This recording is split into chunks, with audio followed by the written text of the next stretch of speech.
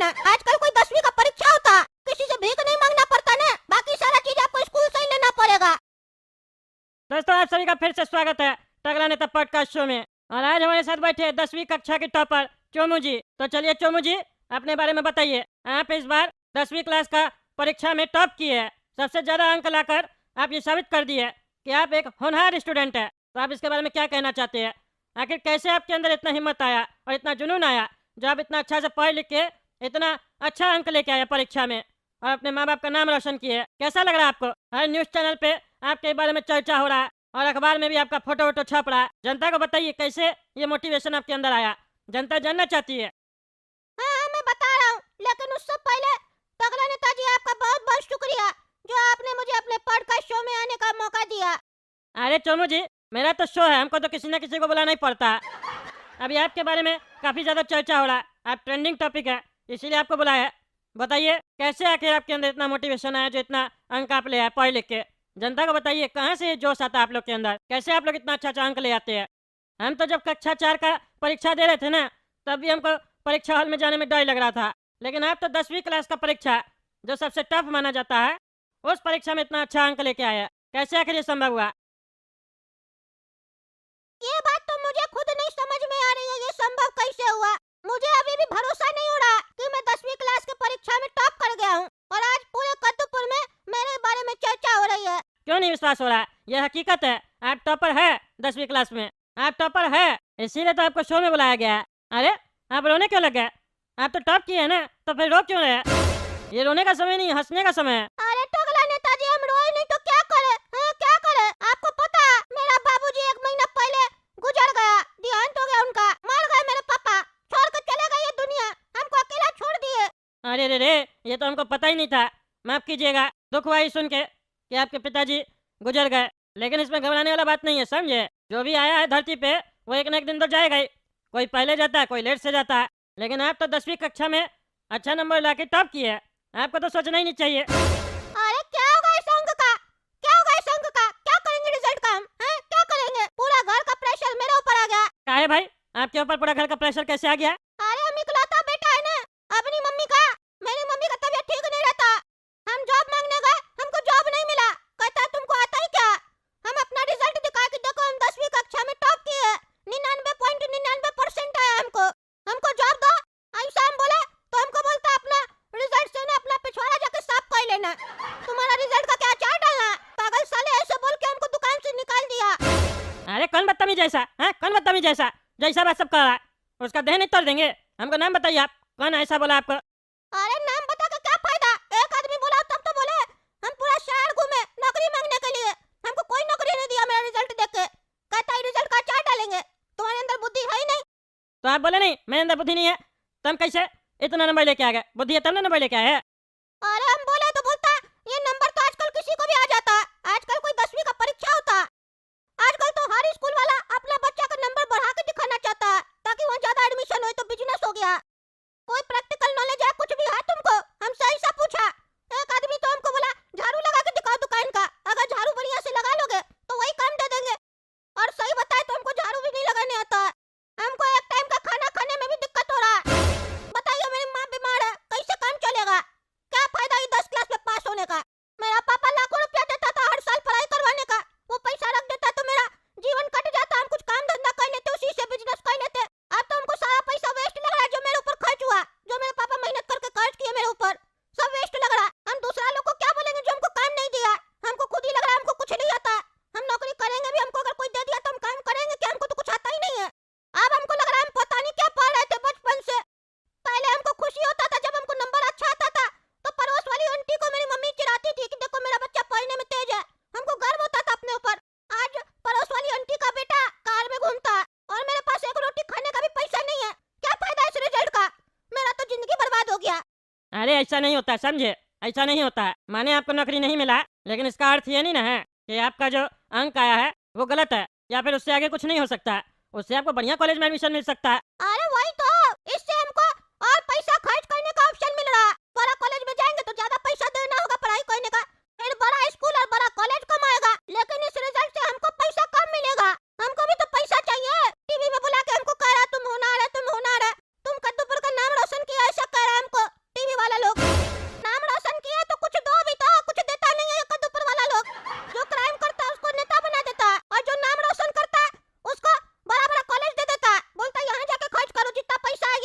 से। तो अब हम क्या करें, कहाँ जाए? अरे नहीं नहीं, ऐसा नहीं है। ऐसा जो आप सोच रहे हैं ये गलत ट्रैक पकड़ लिया आप। नहीं नहीं, हमको तो बिल्कुल समझ में आ गया। ये अभी तक हम गलत ट्रैक पे थे, अब हम सही ट्रैक पे आए हैं। ये बात तो बिल्कुल सच है। जो स्कूल से और कॉलेज से नंबर मिलता है ना, इससे सिर्फ खर्च होता है, आप इससे कमा नहीं सकते। पहले साला यही नंबर को हासिल करने के लिए खर्च करना पड़ता है, ट्यूशन पढ़ना पड़ता है, अलग अलग महंगा महंगा स्कूल में एडमिशन करवाना पड़ता है, महंगा महंगा किताब लेना पड़ता है, और फिर जब नंबर बढ़िया आ जाए तो दोस्त लोग को पार्टी दो, माँ बाप मोहल्ला में मिठाई बांटे, उसमें भी अलग खर्च होता है। और एक बार बोर्ड का एग्जाम दे दो, बढ़िया नंबर आ जाए तो उसके बाद बड़ा बड़ा कॉलेज आ जाता है। मैंने एडमिशन करवा, इतना डोनेशन लगेगा, नहीं भी लगेगा डोनेशन तो इतना महंगा फीस लगेगा तो पढ़ाएंगे।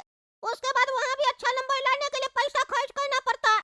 हमको तो लगता है हम जितना पैसा अच्छा नंबर लाने में खर्च किया है ना, उससे अच्छा वो सारा पैसा तो मेरा पापा सोना चांदी में लगा देते तो आज हम करोड़पति होते। हमको साला झाड़ू लगाने के लिए भी किसी से भीख नहीं मांगना पड़ता ना।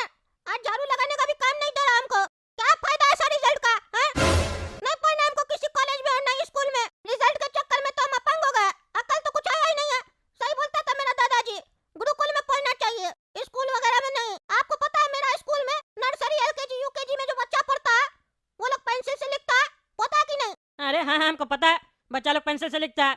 एक दो क्लास में जैसे आ जाता है बच्चा तो उसके बाद पेन देता है लिखने के लिए। उससे पहले तो पेंसिल ही से लिखा जाता है ताकि मिस्टेक हो तो वापस से मिटा दिया जाए, नहीं तो पेपर का ज़्यादा खर्च होगा ना। इसमें क्या परेशानी है आपको? अरे हमको परेशानी नहीं है, लेकिन आपको सुन के हैरानी होगा। मेरा स्कूल, जानते हो ना मेरा स्कूल कौन सा, जैसे हम पढ़े लटपट स्कूल। वहाँ पे हर एक चीज जो है ना वो स्कूल से ही लेना पड़ता है, सिर्फ ज्ञान छोड़ के बाकी सारा चीज आपको स्कूल से ही लेना पड़ेगा। वहाँ इरेजर लेने के लिए बच्चा लोग को कितना खर्च करना पड़ता है। एक इरेजर 300 रुपए का आता है वहाँ। क्या बात कर रहा है? 300 रुपये का इरेजर? 2-3 रुपये का तो चीज़ है वो, बाजार में मिलता है। ज़्यादा से ज़्यादा 5 रुपये महंगाई है तो 300 रुपये किस बात का? अरे मिलता है, धांधली चल रहा। बताइए इतना पैसा मेरा बाबूजी खर्च किया मेरे ऊपर, मेरा लिखावट मिटाने के लिए, इरेजर दिलाने के लिए। ऐसा इरेजर दिलाया हमको मेरा बाबूजी की मेरा आज जिंदगी मिट गया। आप ही बताइए, आप तो टकला नेता है ना कद्दूपुर का, आप मेरा रिजल्ट देख के हमको नौकरी दीजिएगा? हाँ दीजिएगा, बोलिए ना। 50-60 हजार रुपया दीजिए महीना का, ताकि हम अपनी बीमार माँ का इलाज करवा पाए और अपना घर भी चला पाए। देखिए चोमू जी, सवाल ये नहीं है कि हम आपको नौकरी दे सकते हैं कि नहीं दे सकते हैं। देने को तो दे सकते हैं, ऐसे जरूरत है नहीं, लेकिन दे सकते हैं अगर आप बोलिएगा तो। आपका हालात देख के मन करा नौकरी दे दे। मेरा हालात देख के मन कर रहा है ना, मेरा रिजल्ट देख के थोड़ी ना कर रहा।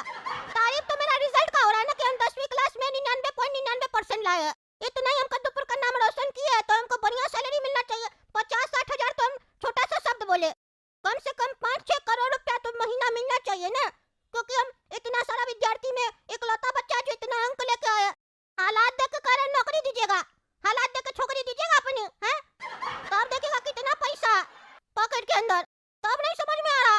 क्या करें हम रिजल्ट का अचार डाले, हैं? अचार डाले। मेरा तारीफ कर अपना पॉडकास्ट शो में बुला के, आप कहीं नहीं पढ़ाई की 4 क्लास में, कहीं छोड़ दिए पेपर देके। अरे मेरे ऊपर मत आओ, हम तुमको जॉब देंगे, समझे? 5-7 हजार रुपये का जॉब दे देंगे तुमको, चिंता मत करो। और अगर काम बढ़िया लगा तो हर साल 500 रुपये बढ़ा देंगे। घर का झाड़ू पोछा कर सकते हो तुम। अरे वाह, कद्दूपुर का जो टॉपर है वो 5-7 हजार रुपया कमाएगा झाड़ू पोछा करके, हैं?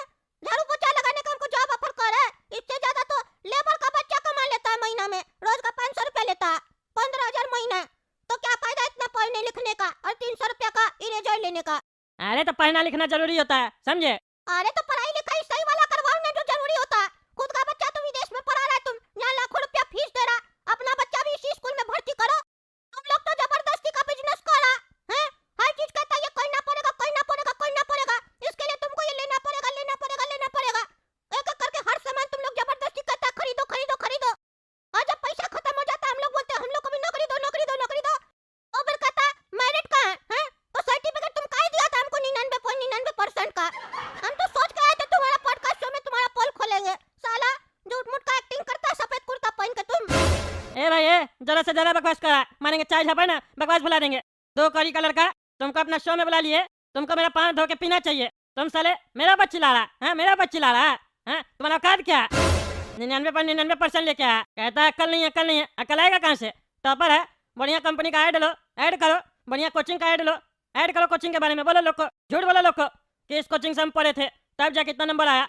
कोचिंग वाला देगा लाखों रुपया तुमको, उसके एडमिशन होगा, बेवकूफ कहीं का आया झाड़ू पोछा का काम लेगा। साला ऊपर से बकवास करा मेरा शो में आके, घंटा टॉपर है तुम। हम तुमको अपना शो में बुलाए, तुमको फायदा लेना चाहिए था, बड़ी बड़ी कंपनी अपना तुमको ऐड देती, लेकिन नहीं, फालतू जगह दिमाग चलाना है बेवकूफ कहीं का। जैसे लगता है हमको ये सब पता ही नहीं है, तुम हमको सिखाएगा। अच्छा तो अब अपना औकात पे आ गया ना तुम। आ गया ना तो काय बकवास करा था, बड़ा कॉलेज में जाके दाखिला लो। अब बदतमीजी पे आ गया तुम। ऐसे बात करा जो कद्दूपुर का नाम रोशन किया एक टॉपर से। तुम्हारे जैसा टॉपर ना गली गली में मिलता है, समझा? और सही से जांच करवाएंगे तो साला 30% नहीं आएगा तुमको, टॉपर बनता है। बुद्धि है, जो लिखा होगा ना वो भी रट के लिखा होगा। एक फिटकरी बनाने बोल देंगे तो वो तो बना नहीं पाएगा। 10वीं क्लास का बोलता है टॉपर है, बेवकूफ कहीं का। कितना नंबर आया था साइंस में तुमको? 100 में 100 आता क्या विज्ञान के बारे में? लैब में गया है कभी? अरे मेरा स्कूल में लैब था ही नहीं, फिर भी हमको 100 में 100 दिया। ड्राइंग बनवाता था हमसे। हम नहीं ना बोले थे, हमको तो सीखना था, नहीं सिखाया। मेरा पापा तो पैसा दिया था लैब का अलग से। विदेश का बच्चा सब देखते हैं नेट पे, 2-2 3-3 क्लास का ऐसा ऐसा गैजेट सब बना रहा। हम लोग को बुद्धि नहीं है। बुद्धि आएगा कहाँ से? तुम लोग को स्कूल में बुद्धि दिया जाएगा तब ना बुद्धि आएगा रे बेवकूफ। हम तुमको अपना शो में बुलाए, तुमको मेरा चमचागिरी करना चाहिए था। तुम चमचागिरी करना नहीं सीखा कद्दूपुर में तो आगे कैसे बढ़ेगा रे? हैं, कैसे बढ़ेगा? कद्दूपुर में जो चमचागिरी करता है वही आगे बढ़ता है, बेवकूफ कहीं का। अरे तुम इतना साफ साफ बोल रहा, कद्दूपुर का जनता तुमको मारेगा नहीं। उस लोग को अक्कल होगा तब ना मारेगा, बेवकूफ कहीं का। चलो निकला मेरा शो से। मारेगा नहीं, हम कुर्ता पहनने वाला आदमी है। चलो निकला मेरा शो से। आया बड़ा होशियारी करता है, जाके अपना रिजल्ट में ना समोसा रख के खाना। और जैसा बोला था दुकानदार वाला अपना पिछवाड़ा साफ करना। जा निकला। 99% लाया तो नाचे क्या?